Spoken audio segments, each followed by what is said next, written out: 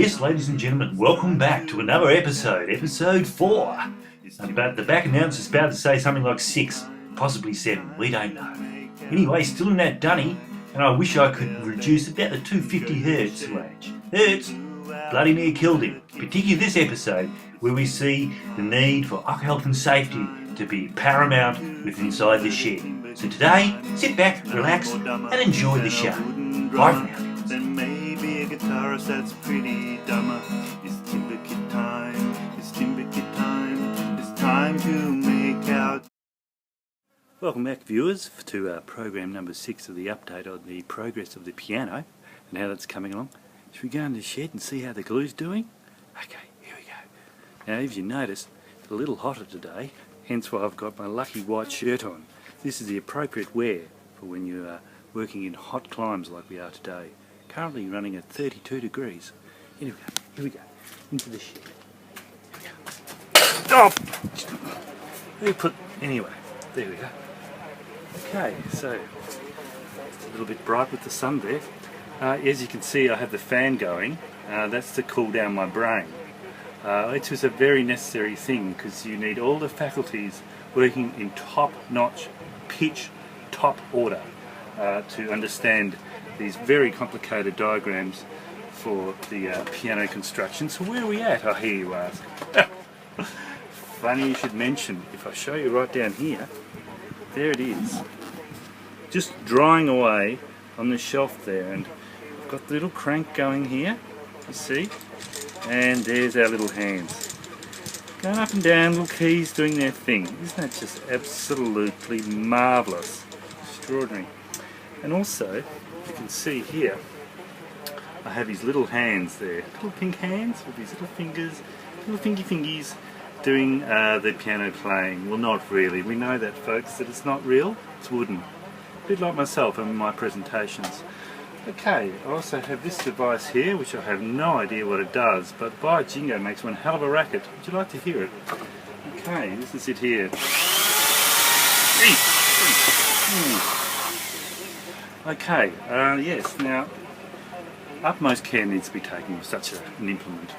So, all I need to let you know is that the glue has dried marvellously well and the cranks are doing their job, and I'm now just working on the fingers to place them on the piano. So, I'll let you know how that goes in a minute. Hear from you then. Bye now.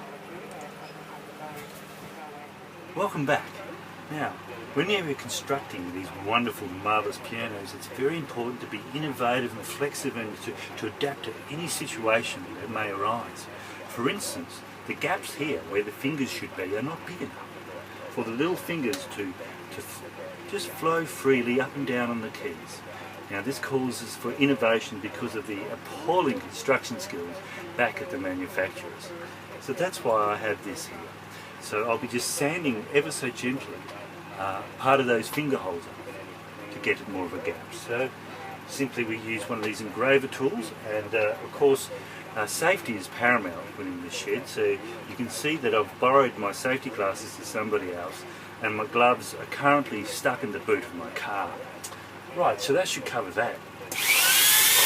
Alright, so here we are, and we just sand that away like so. Like that, and look at that action. Yes, well, welcome back, viewers. After we've done a slight modification of the fingers on the piano's hand, it's been what we would consider a minor triumph. If you can see, the hands are perfectly well there. Not the same can be said about mine per se. Now, I want to just take a little time about safety here and tell you about what needs to be done and observed. Now,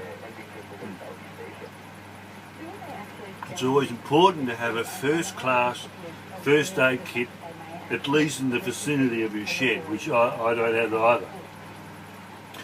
And also to have a decent amount of anaesthetic for those painful times, and that I do have in both facilities.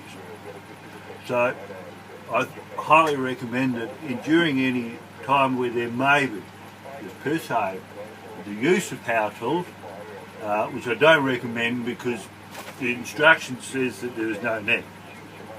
And sometimes you have to go offline from the instructions, but there could be a price to be paid. All I'm saying is that you must have some form of anaesthetic and some bandages and some electrician's tape to hold the bandage on. That has worked a treat.